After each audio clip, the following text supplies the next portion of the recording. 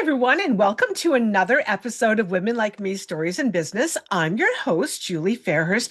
We're going to have a really good conversation today. This is going to be super interesting. So I hope you all hang in for it because you're going to learn something and you're going to learn some good stuff. So let me introduce our guest today, and then we will just dive right in.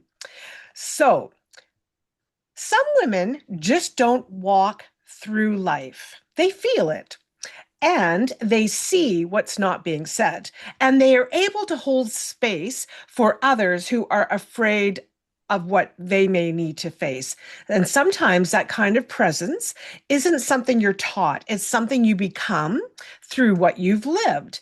And so today I'm sitting down with Anya Lewis, and she is the woman behind the Angel Wears Prana. Now, Prana. Now she's going to explain to us what that word means. With over 25 years in the beauty and wellness industry, from a nail technician to massage therapist at a Disney resort to the wellness coach of a corporate level, Anya has spent decades working with people, listening and observing to understand what sits beneath the surface. So today we're going to talk about trauma. We're going to talk about the spiritual path and what it really takes to break patterns that keep showing up in our lives. So this is going to be so helpful for so many of us. This is a conversation about awareness and healing and learning to meet yourself honestly. So welcome, Anya. Thank you so much for being here. Did you want to share a little bit about yourself? Yes. Yes. And it's Anya. Anya, thank you. That's okay. Yes, I have been in the wellness beauty industry for my entire career.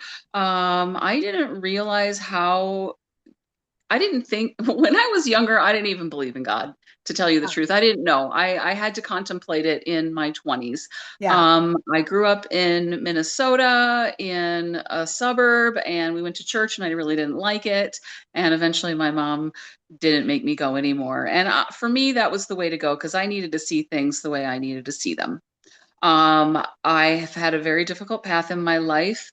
Looking back, I know that I was guided to go into massage school after college, after graduating, to heal myself. But, things have moved so quickly in the healing space that you could not even have told me that that was the reason I was going to massage school. I would have had no awareness of that. But through doing manicures, pedicures, spa treatments, I started really the work of working with other people and feeling energy. It wasn't as big as a movement as it is now, and I really didn't pay a lot of attention to it because I was just living a life. I was doing the massages. You get better, the longer you do it, and I also didn't understand that I was channeling energy when I was doing the massage. So I had no idea I was doing all these fantastic things. I just thought I was going to work and paying bills. Wow. Wow. Interesting. Can you tell us, for all of us who don't know what the word prana means? Prana. I use the word prana when I mean life force energy. A lot of people refer to prana as breath or the breath work or the energy of life that we breathe in and breathe out. It can be explained many different ways, but usually it is um, people in the martial arts field or yoga or something like that that are using the term prana. Got it. Well, thank you for clarifying that for us. Okay, well, I'm curious about something because you spent 25 years closely working with people. So, can you tell me what have those years taught you about human behavior that most of us miss? Oh, there is a lot. There Oh, is a lot that most people are missing. And I would say began learning this when doing massage because people who come in for massages are getting very, very vulnerable. And I guess it didn't bother me because I already worked with people in spas and I was already comfortable working with people after a few years of that. But people do, and because of the way our society works, they keep a lot of things hidden. We live on a very um, not deep just very surface level with Mm, people. uh-huh. There's a lot of fears hiding in people that they don't know. I didn't know them until I took my spiritual journey. Um, I could feel a lot of things in people's bodies that they had no idea was there. And just I Oh, got really good at it where I could even just put my hands on somebody and feel exactly where their spots are. And I uh-huh. started basically being an investigator in that job because when you're in a dark room and you can't really see anything and you're not talking that much, Yes. you start listening in a different way. I tended to somehow, I didn't do this on purpose, but I open up a really non-judgmental space. The ladies in the massage will be like, "Oh, I didn't shave my legs." And I'm like, I don't even notice. And then I Yeah. would point out something like men don't shave their legs for massage and we're fine, Yes. or, they have a hard time talking about, do we leave the undergarments on or not and all of that. And I just really tried to create a space where, listen, if you are operating in a legitimate, um, truthfully just want your massage, this is not going to be a problem. You just tell me what you want touched, what you don't want touched. But even sometimes people have a hard time saying that because of the way they were grown, the way they Uh, grew up. And massage, when I started back in 1998, they still had a lot of issues with it being, you know, a sexual thing or whatever. And yeah. 90% of the time in any place I've worked or more, it's nothing to do with any of that. It's people wanting relief in a Yes. physical way, Yeah. legitimately. Yeah. Yeah. So I've what are had, they hiding? I'm Oh, I was sorry. gonna I was gonna expand on what they're No, you hiding. go right ahead. You go ahead. Yes. People hide everything that's not socially acceptable. And it's sad because we're all struggling with a lot of the similar things, but we know the social rules and we don't allow in society for people to have a wide variety of emotions and feelings without being judged. Yeah. When did you realize that your work was becoming something deeper than just surface level? Well, one of the things I didn't realize it, but the signs were I was getting fired from my massage jobs because I was picking up on people's issues and saying something about it, and they would tell my boss, Oh, and I would get fired. I didn't oh, know I was psychic and reading their body energy, and it was getting frustrating because I'm like, what am I going to do for work? This is what I do. But yeah. not once did someone say you're psychic. I didn't even know I was channeling information. And then I moved on to Ah, my other job, which was corporate wellness. And I learned a lot more there because you're verbalizing it and yes. you have education and a lot more.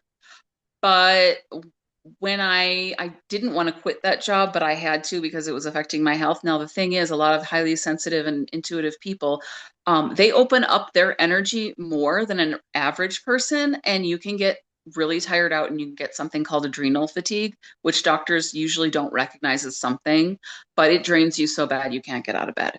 So I Ah, ended up losing my house and a lot of difficult things and terrible things happened that people around me would be like, why is this stuff happening to her? She does the right things. I was always solutioning or trying what the experts said, but eventually, when things got really bad, my ex-husband was diagnosed with stage 4 cancer and was oh, basically told he was terminal. I had a major spiritual awakening and I was speaking to some well, I wasn't even speaking. I was receiving messages from some very, very, very high spiritual places telling me about what my life is supposed to be. And I was like, "Whoa." I was in pure shock for yeah. 6 months Wow. at the level. And they couldn't even tell me about the sort of things that I know now because my awareness just could not handle it. Right. Right. Yeah. And that was 7 years ago. It has taken 6 to 7 years of the deepest, darkest, most painful shadow work that I could ever imagine for me to understand things so, so deeply. I had a Yeah. lot of trauma. They say we all have a shadow, like each person has the shadow side. And I didn't even realize when I wrote my book and put my picture on there that my shadow is covering most Yeah. of my face. I saw I that had, when. I saw that when I looked your book up. I thought, oh, I love that cover. But yeah, that Um, definitely I shadow. had more than half of my energy covered in darkness, and Yeah. that's more than an average person has. Yes. Wow. I Wow. didn't know that. I didn't do that on purpose. I just Yeah. felt it. I felt the day that I was taking that picture, I took it, and then it sat in my phone. And then when I came around to publishing the book and choosing a cover, that's what I chose. Yeah. Wow. Well, how do you think people, when we talk about trauma, most people think of something really extreme, but trauma can be something subtle as well. So how do you define it from your own experience? Trauma is anything that can cause an upset in your nervous system and your feelings. Some of Mm, the traumatic things that were stuck inside me were dumb things. Some of them were things that you would never guess as trauma. So when people are out there saying I was traumatized by this, they really are. mm, Um, it can be something small that just it's something that you couldn't make sense of as a child too. We don't we have a pretty rough and unforgiving society, we like do. if you really think about it, I mean, it took me going through all this hard stuff, getting to people who have been to hard things. The real people that know are the ones that aren't the ones saying, yeah, work harder. They're the ones that going, oh, you learn the lesson that life is really, really harsh. Mm. I had never had to come up against that before. I Yeah. was a white, educated woman with children. I had never come across that kind of what life really is. Hmm. And so when I started meeting people that were hearing how bad some of the experiences I had were, and they're like, that is, and then they didn't try to change, fix, tell me I wasn't seeing or hearing or feeling things that I was. Then I was like, that's when it gets deeper, and you have to accept that the world really is, in some ways, very, very harsh and painful. Mm. Why do you think so many of us keep repeating the same patterns, even when we know that they're not serving us? At first, we think it is the way we should act because society has conditioned us that way. We had to act that way to fit into society. You have to fit into society to have a job, to go to school, and do societal things. Hmm. And society, up until recently, well, they still are harsh, but they're very, very, very, very harsh and judgmental on anyone that doesn't fit into that. Everybody who's gone through junior high school knows that, you know, Hmm. and it's that time in your life when you feel judged, and some people feel it longer than others. Hmm. And then it takes time to because a lot of the things that aren't good for us are fun. Yes. They give us Unfortunately. they give us pleasure in a harsh world. Yes. A lot of things that are not good for us are told they're fine, like socially acceptable, like drinking, like the Hmm. amount of drinking that people do and supposed to be socially acceptable. It's really not great Hmm. for us. It's really Yes. not something for us. It's like, smoking used to be totally normal. And Yes, now it I feel did. like drinking is getting to be like smoking, where everyone's like, we shouldn't do that as much, and we're actually going to change something. Hmm. I think we're growing as humans, and we're more sensitive to the pain things cause. But why do we do it? Because it's fun, it's easy, and life is hard. Yeah. No, for sure. What do you think the first step to actually breaking a pattern is instead of just becoming aware of it? Can you give me an example? Well, if somebody, so let's say what would a pattern, well, drinking. I mean, Okay. what would a pattern be that, like the first step to actually breaking a pattern, whether it's smoking or drinking, or whether it's being negative all the time, or whether it's, whatever that living in fear or hiding or not Yeah. talk, not, using your voice, any of those Okay. things. Yeah, we'll use the drinking one because it's a good one and a lot of people can benefit from it. Yeah. Well, even in my house, there was drinking. Drinking was very just a normal thing. It didn't get out of hand a lot of times. It's very socially acceptable, and a lot of people base their entire social life on drinking. I have been pressured to drink so many times, and I drank in college. I just got sick of it and got over it. My body doesn't like it. It's a lot of money, and I didn't want the calories and the extra weight. So for me, I got sick a few times really bad, and I can tell you I have not had beer since 1994 because I remember how bad my hangover was. Yeah. And um it's just such a part of our culture. And not Hmm. until enough people, we know it's bad for us too, but we always, but it's both. It's part of our culture and it's not that great for us. It Hmm. takes a lot of self-discipline. So usually if a person is going to stop that behavior, they usually have enough experiences what are that are bad. They get in enough legal trouble, personal trouble, health trouble. Um, they it's usually something bad that happens that makes someone think, okay, I've really got to do something about this for me. Yes. And Yes. then you are gonna need supportive people in your life. Because if your best friend just drinks and is fine and hasn't had any problems, you literally have to get to the point somehow in your life where you're like, I just have to cut this out of my life one way or another. And that requires a huge amount of self-discipline and a huge desire to find something else to take the place of that. Hmm. Alcohol is like that because it's cheap, it's easy, you can get it all the time, it's Yeah. socially acceptable, and it works. It makes you feel good for a short amount of time. For a short amount of time. That's right. Yeah. Tell us about your book. Okay.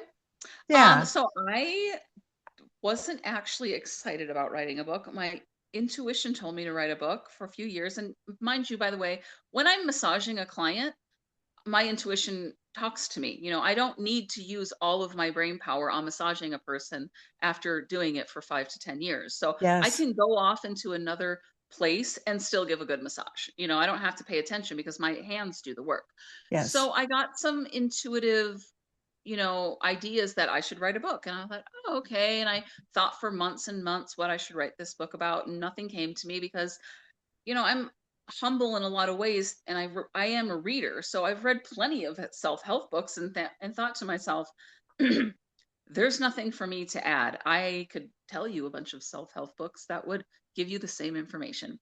But Hmm. then I was prompted. I met a woman at my son's baseball game who had a Groupon for a psychic. And for Ah, some reason, I was just really excited to go to the psychic. And she was a police, she was hired partially for doing help with police. So I'm like, oh, this is going to be good. yes. And so I went to her and I had a reading, and she confirmed the writing of the book. And at the end of the reading, she looked at me with her eyes in a certain way and said, you're going to help a lot of people. And my eyes Mhm. almost caught the vision that she got. And I was like, oh my God, I would never have known that. And then I went home and I was stunned. And the next night, I don't want to mention who it was, but there was a famous spiritual leader that contacted me in my DMs on Facebook. And I was stunned. I couldn't even talk. And I went to bed and I woke up the next morning and I thought, yes, I'm writing a book. So I Wow. didn't really want to. I was pushing it away because I thought Yeah. it didn't matter. I thought it wouldn't be a big deal. I knew a lot of people had books, and then I had thought, I see people marketing their books all the time, and I don't really want to push myself out there like that. Like, Yeah. I didn't want to do the marketing and shove myself out to audiences and beg them to listen to me. Hmm. But I did start writing the book, and I did have to use a lot of self-discipline. And when I came home, X number of nights a week when I didn't have my children, I just got my chair and I sat down in it and kept writing and writing and writing, until it was enough for an actual book. And then once that happened, I kind of left it because I wasn't really excited. I mean, I wrote it. And Yeah. then I got another client that was um, an editor. And I got the message, now you need to edit the book and publish it. And by that time, when these voices come, they kind of scare me sometimes because they're serious and they are from a very high vibration. And then I did that and published it, and I thought something, I started doing marketing and all the Yeah. things, and somebody paid for me to go to a consultant, but again, she just told me things that I would have to do that I wasn't interested in spending time not getting paid doing with what else I was going on in my life. And one of the things she did was to tell me to go speak. And I'm like, I don't want to do any free speeches. I don't want to do free speeches. Yeah. Sorry, but like I'm Yeah. a single mom. I've got children. I mean, Yeah. I don't have a lot of money in the bank. I think I should focus on work. But I did find a place that would pay me. I did one speech. It was not scary for me. It was no big deal. And I thought, okay, I proved it to myself. I'm not scared. And then I went on vacation. So Yeah. I just I knew there was a lot of women doing this, and I just didn't want to push myself out there in what I felt like was an egotistical way. Mm-hmm. So okay, go ahead. I was just going to ask, how did you come up with the title? It was given to me. Mm. Intuition said, "You're the angel wears prana," and I go, "Oh, that's cute." So don't think that I could just come up with something that cute myself. It was intuitively given to me. Yeah. Yeah. Yeah. I think that that is wonderful that you when you realize that you were intuitive and then you listen to it. I think a lot of us we have messages and little nudges and intuition that comes to us, but sometimes we don't listen. Oh, I'm sure it was coming to me, but I didn't get it because our society is not taught to listen to this stuff. They're told that you're crazy. Of course, women don't want to listen to their intuition. You have a lot of men telling you you're crazy and Yeah. you're hearing things. There's a Yes. lot of reasons why we shouldn't to fit into society. I got fired twice for having intuition Yes. and someone not acknowledging that that is intuition. I go Yeah. up to people. Here's a cute story. I was walking outside in Minnesota one day, and there was a woman and her child just at a park. It was at a park, and they had like a little hammock, between two trees. And I felt drawn to just go up there. I'm very good at that, just going up to what I feel. And I went up to them, and this little girl started singing me a song. And it's a song that I sang in elementary school. And the minute she started singing that song, I looked at her mother and I said, Your daughter has psychic abilities. And that mother got scared and said, I don't want anything to be wrong with her.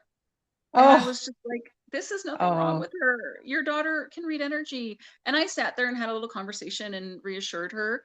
But I literally walked up to them and told her that her daughter had that. And yeah. her daughter was looking at me with eyes like I see it in you, but didn't have the words to say what it was. The Yes. problem is we have these gifts when we're born, but they're in many cases not verified, reflected, encouraged. I had all this stuff when I was little, Yes. Yeah. Yeah, but I we tend to be shut down. Yes, for sure. But I think it's great that you've been able um to be able to listen to it because I do think like you said, a lot of people get shut down and so they don't listen to those messages that come in. I find it very interesting too that I just, when you were talking about massages and I was picturing you doing a massage, but yet your brain is gone over here, which because I guess it's like it's a form of meditation, I guess then it would be. we can create ways to use this is the thing. Our brain is like it is true. It's like a radio receiver. Um we have way like Joe Dispenza says, we have way more capacity than anyone really likes us to believe. Like in massage school they say concentrate on your the body in front of you, the client. I have ADHD. I can't do that. That's too boring. Yeah. I can't sit in a dark room and massage a person and not do something else with my mind at the same time. That I Yes. can't do that. Yes. I just, and it's not Yeah. that if the mine is so good that if the patient client, I sometimes it's patients, sometimes it's Yes. clients, depending on where you work. If the client says something, I come right out of my own brain and can attend to whatever they need. Yes. Sometimes they'll start like snoring and Yes. it scares me because I'm so relaxed and in my Yes. zone. Yes. And then I'm like, Yeah. oh, sleep, that's good. Yeah. Yeah. you know, Yeah. or their Yeah. phone will go off. Sometimes that will be like, Oh, yeah. yeah. You don't want that when you're having a massage. So our brains are doing these things. We're just not tapping into it. There's a Right. ton of potential, and Yeah. there's been people that have been trying to teach this forever, Yeah. but it's a skill. And if we're Yes. taught it earlier, it's way easier. They do it in other countries. We just don't do it here. Why Yeah. don't we do it here? Because the people that run the world don't want us to know the Just not information. valued, not valued, right? Yeah. So what is a spiritual path? A spiritual path can mean different things for different Yep. people, of course. So what does it mean for you? For me, the spiritual path means that I put my self growth and my spirituality as the priority in my life because intuition is telling me that it was a time in my life where that needed to come first. And if I didn't, bad stuff would happen in my life. That was Mm, spirit's way of telling me, don't even think that you're going to get off this path because your soul came here for that spiritual path. The part of my life that I didn't live with that was just the um the structure for how I would use my spiritual abilities. And for me, it meant deep healing. Other people, it means different things because not everybody's on a same spiritual path. You right. know, spiritual path just means that you are putting that at a forefront and putting that as a priority in your life, and you will accept. See, there is a process of accepting a certain spiritual path. And so guides are speaking with you, whether you can hear it or not, and they're trying to put you down different paths. Sometimes you agree to them and sometimes you don't. If you don't agree, oh, they'll come back. If it's in your soul contract and you were meant to learn that in this life, they might give you a little time, a couple months or a year, a few weeks. It'll come back. If your Yeah. soul wants it, it will happen for you. Yeah. Yeah. I And believe that for and sure. that's and this the stuff that I had to do for healing was incredibly painful. So I had to be given that path at a certain time where I had the resources and but they will give you resources if they want. When I say they, I mean spirit. It could be a Yeah. spirit guide, it could be my higher self.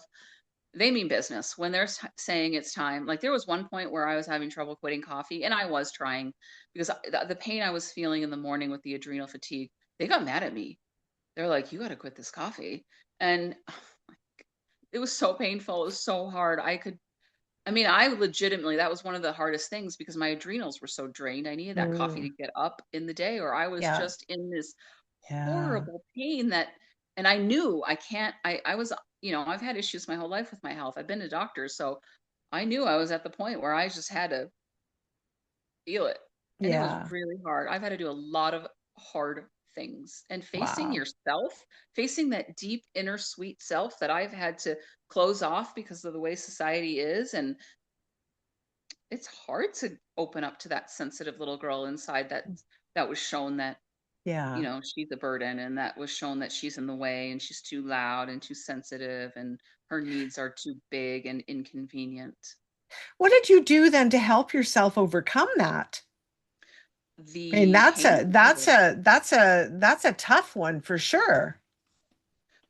the pain or the feelings. Well, you're saying, that society, of course, doesn't accept whatever it doesn't accept. And so you felt shut down like you weren't even able to connect with that inner girl that you had there.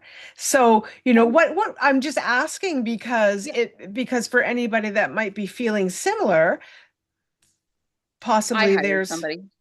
I oh, eventually was led to hiring, you people don't like this, but it's called a psychic, but she was a life force coach, and yeah, she is a major reason why I'm still alive today because she was able to explain things in a very gentle way. What was going on? She explained to me when I needed to let go of my house because it was happening for a reason, and I felt bad because society was shaming me. Just go to work and work harder, and I was already yeah, so drained from my whole life, yeah, but people didn't see on the outside.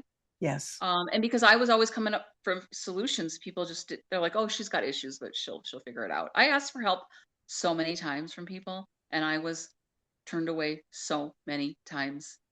So many times. It's heartbreaking how many times I was asking for help and being turned down. So I worked with her, and then eventually, when I was I grew out of her. Actually, I grew. I had to do hmm, meditations. I had to do some self growth work, and yeah, then I got the next psychic. And then I worked with her for another year. And when I got to a certain point, I don't like doing group work because read other people's energy and it interferes Yes. with me. So when spirit Yeah. says we have to work on this problem, I'm like, well, show me someone that I can hire because I don't do group work. And then they brought me to another person that I could hire. I pay them, I work with them, and then I learn that lesson and embody it. I do go to some workshops. I think they're being blown out of proportion now with a number of workshops and webinars, but there's a couple that I thought were really important to my growth that I Hmm. participated in. Um, and all of these people that I've hired, they all suggest you do a regular meditation practice, which I find hard to do as ADHD, but I would make myself. I had to do a Yeah. lot of diet changes. I had to do a lot of distancing myself from people. I do not have my friends from childhood and that anymore. And it's hard for me. It hurts me, but I also know that they're just not on my level and they don't understand me and that it's not their fault. Yes. No. No. S- Yeah, when we Mhm. grow and change, which we're meant to do in the world, Mhm. um, yeah, we just some people are going to be left behind because what can you do? Hopefully they can see from from your example that there's Mhm. something better. That's what I Yeah. always hope for. Yeah. One of the When great when's things, oh, sorry? I wanted to talk about one of my psychics. One of Yes, them, go ahead. as I was growing, because I was a little bit hesitant to listen to myself because I didn't trust it. But honestly, one of the great things that I think is beautiful that happened is on the same day, I felt something like she can't be my coach anymore. She can't be my psychic. And on the same day, she wrote me the letter too, saying, I don't feel like I can read you anymore. And I said, I had the same feeling. And so it didn't have to be an uncomfortable thing for us. We just knew it was time to part ways. So Yeah. that's sometimes how it ends. I mean, I know people that have a hard time not going to their hairstylist that they don't like her anymore. And I'm like, you're gonna have to get a little bit tougher with that. You gotta feel Yes. things out for yourself and develop some confidence because it might hurt their feelings, but you need to just get your needs met. It's okay. Yes, absolutely.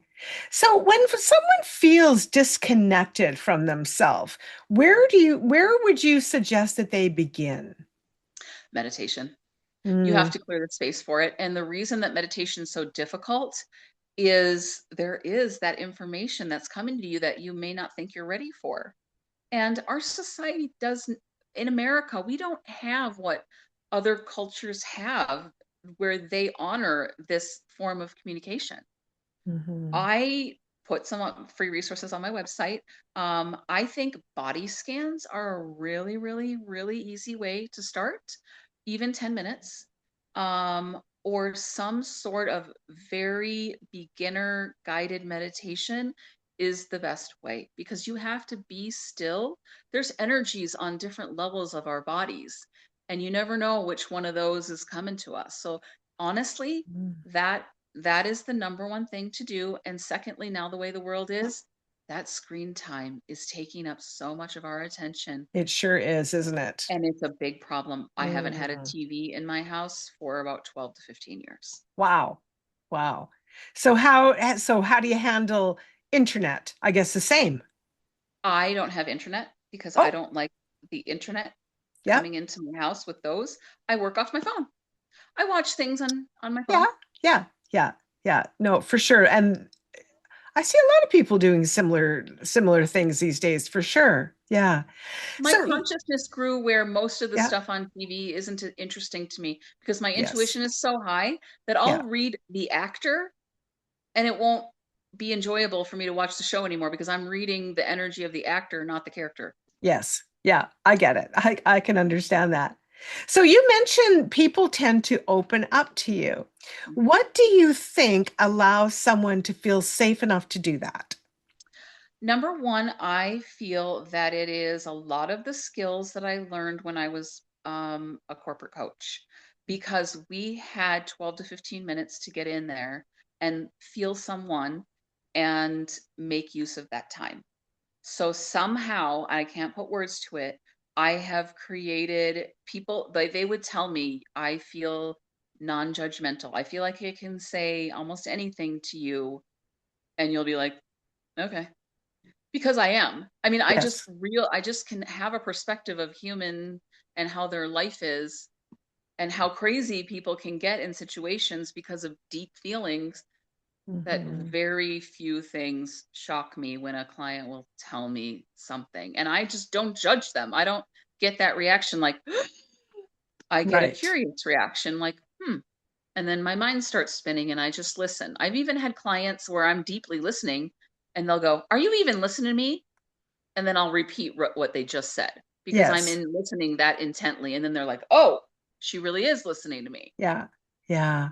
Yeah. People get rude to people on the phone and I just roll with it. Yeah, yeah, yeah, exactly. So, how important is non-judgmental, being non-judgmental when it comes to healing? And why do you think so many of us struggle to offer that to ourselves? Society, I think.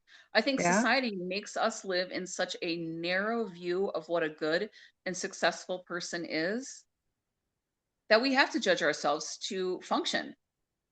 mm, We have to. We have to do it to function in society.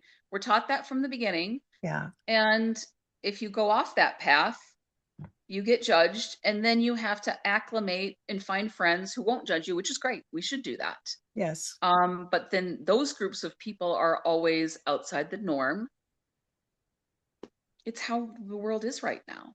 Um, Most of the spiritual people are getting it. This is the growth. We're supposed to grow out of that judgment, but it's hard because you have to live with it every day. I mean, I somehow can like block out what people think of me. I don't care. I don't know how I got that or if it's the ADHD or what, but and now I'm older and I'm like, I don't really care if you judge me because I know that what you think of me is not going to affect my life and my paycheck and my what I've got going on. And if we don't jive, I'm not the type of person to be like fighting it. If you don't like me, okay, yeah, it's yeah, not for you then. You that's you right. you There's a lot you of take people a in the world. lot of you take a lot of drama out of your life when you give yourself permission to not care if someone reacts unfavorably to you. And you know what Yeah. else you get rid of? A lot of surface conversations. Ah, interesting. I don't Yes, want to have surface conversations for more than, unless I'm meeting someone on the street or at a store. Other than that, I'm a deep person. And if you don't want to yes, have a deep conversation, it's just not going to meet my needs. There's nothing wrong with that. yeah, You'll find somebody else that can have a surface conversation with you. There's plenty of those people out there. yes, for sure. Can you share a moment in your life when you had to face something within yourself that changed everything? Yeah. When I had to confront the the types of abuse and how it affected me. Mhm. Oh my God, months and months and months of gently, gently somehow preparing myself to hear the deeper truth. So painful. I could barely walk around knowing the things that happened to me. And my ego had a really hard time believing that that kind of thing happened to me at a young age. And I horribly difficult to confront the truth of that. Horribly difficult because even when Mhm. I confronted it, accepted it, and took the months and months and months of what needed to do that, I started telling some of the people close to me, and I think they almost didn't believe me.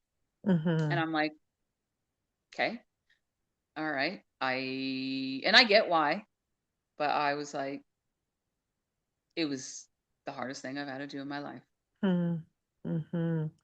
If Very painful. someone's if someone's listening right now and they're stuck in that cycle and they can't seem to break free, what's one small shift they could make today even? Great question. Um, my advice is to allow the universe to send you some form of assistance, whether it's a video, a person, um, a class, a course, a hint. You have to gently, gently allow yourself to have some kind of help because you can get the help in a book. The universe is sending you videos and things around you will draw. You just sort of have to get to a place where you say, I'm ready to let something or someone help me accept this. There's a lot of pressure on us doing this all alone. I could never have done all this alone. Hmm. Ever, ever, ever. I have been to so many alternative health practitioners. that have helped me in so many ways during this. And that's what we're supposed to do, help each other. You kind of only just need to open yourself just a little bit to get a little help, because you can, it's very not healthy to face all of it at once all by yourself. It'll make you Yeah. suicidal or dangerous to Yeah. something. Yeah. It's true. It's people Yeah. throw suicidal around like it's a like it's something bad. Like it's something bad to, you're bad if you feel you have to have a lot of bad feelings and a lot of pain inside you to want to do that to yourself. And Yeah. God help anyone who's saying that people who are suicidal are selfish. They have gone for a long time without a lot of needs met and carrying a lot of pain. Yes. Yes. Thank you for that. I think that that's an important that's important for people to remember that there's people out there that you know sometimes, and again it gets back to that judgmental thing, but you haven't walked in someone's shoes, you know, you and to judge someone when you shouldn't judge anybody anyway. You know, you don't know what they're going through. Well, we have to teach people that judgment is kind of something that's conditioned into us. And if you really want to be non judgmental, you're going to have to do some inner work. Because the Yes. judgment is a projection of something that's inside that we have not faced yet. That's why we judge people, because we haven't done the inner work. Right. Of You can't course. just tell someone don't judge. You have to say there's a process to being non-judgmental and it's inner work. Yeah. Yeah, I agree with you. What are some quiet signs that someone is actually healing, even if it doesn't feel like it? That's a good question. You will get some relief in some areas of your life somewhere. The pain will drop down a little bit. The depression will lift for some periods of time. You might have people inviting you somewhere. You might be urged to stop doing one behavior and do another behavior, likely food and exercise and getting outside, Hmm. even all of those urges to do that. I mean, healing is such a slow process. It feels for a long time like nothing's happening. But if you're doing your meditation, like you will be able to stay in meditation longer. You will have more power over your moods not driving you so much. It's a long Hmm. process. You'll have that confidence building slowly. um but I think people need to be open to new friends, new experiences, because when you do that, you're opening yourself up to meeting someone like me that can reflect it verbally to you. I can Hmm. do that now, how far I am on the path, and people believe me. And if they don't Yeah. believe me, I say, okay, and I walk away. Yeah. I don't Yeah. argue with them, but Yeah. you need to allow for the universe to be able to show you some of the, penny on the sidewalk, find a dollar Yes. bill. Maybe you find just some trinket somewhere that you remember from some other thing. There's signs everywhere. They'll happen. Ask the Hmm. universe to give you signs that you're healing, and they'll come to you. Ah, perfect. That's perfect. Well, we're getting close to closing. So let me ask you this question. If someone's listening right now and they feel lost, overwhelmed, disconnected in themselves, what would you want them to hear today, right now? What would you want them to hear? We are in a global awakening. The energy that is coming to the planet is doing this to everyone. It is not Mm, you. The message is that we are all growing as a collective. We've been given the messages for 5 years now. Hint, hint. That whole pandemic thing was supposed to be a huge wake up call. There is a major, major spiritual awakening on this planet, and everyone is included. Everyone needs to get on some kind of spiritual path. It doesn't matter how, where, what. You need to listen to your feelings and start to actively do something. Meditation, a group, therapy, all the wellness stuff that's going on. I would also like to say that besides the people that I've hired, there are so many free resources. I have some of them on my website, and I'd be glad to give them to people. Look up meditation. You can do it. Everybody can look it up online for free. There's tons of organizations giving out free meditations everywhere. You have to get the self discipline to realize Yes, I'm feeling bad. Everyone's feeling it, whether they say it or not. It's time to grow up and take responsibility for your feelings and having your needs met in not a mean way, but more of a this is urgent now because our world is in chaos and we people don't understand with our energy we can shift what's happening. That's the thing Yes. people don't understand. Like, oh, what can one person do? You can. You can do this with your inner growth. Yeah. Yeah. Well, if we all just focus on our own little bubble, that will eventually encompass the world, but we do have to focus on it. You do have to do something. Yeah. Everybody has to have some form of meditation. Meditation can be walking without listening to music or any other distraction.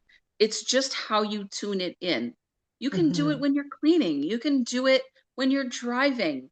You have to tune in some way. If you're not tuning in those situations, you're gonna have to force yourself to lay down at some calm time of your life in a comfortable space and learn to meditate. Yeah. Put on whatever music, find something. Let's grow up now. We're all going to be emotionally mature spiritual beings. Yeah. That's what we're doing. And if you're not, you're going to have negative consequences. Hmm. That's how the Hmm. universe tells you you're doing it wrong. You're going to Yeah. have something like an accident, like a Yeah. job loss, Yeah. like something happened to you physically. Take anything that happens to you, you look inside yourself and be like, is that a hint? Because the universe is getting very strong with their hints. Yeah, it's interesting. I always say to my kids, I've got grown kids. Well, you can go kicking or screaming, or you can go with a smile on your face. It's up to you, but you're still gonna go. Oh, I've gone kicking, screaming, yelling, swearing with a Yeah. smile, and now finally it's getting easier and it's been a long road. Yeah, yeah, perfect. Well, Anna, thank you so much for being here. I appreciate it. I just really appreciate your honesty, your forthcoming way of speaking, and uplifting. It was a very inspirational conversation, so I appreciate that. Thank you very much. So all of her information is going to be in the show notes, everybody. So you'll be able to reach out to her if you want to purchase her book. You'll be able to do that. If well, you've got free resources on your website too. Yeah, and So look I into am the those. coach now. I'm the coach now that other people were for me. I take Right. clients. I can start with anything like behavior change to move into. It doesn't have to be these hard things. Yep. Some people Yep. need to do fasting to clear that out, and they need support for that. I can do a Yes. lot of different things after a career in this in a really long time. Yes, prefer. Absolutely, absolutely. And there's no one better to help someone than someone who's actually lived it and gone through it. Yes, for sure. So, well, thank you so much. And thank you for doing this. I really, I do. I appreciate it. And I think it's going to be very helpful to everybody that is watching. So thank you again. And all of you, thank you for being here for another episode of Women Like Me Stories in Business. And we'll see you next time. Bye bye.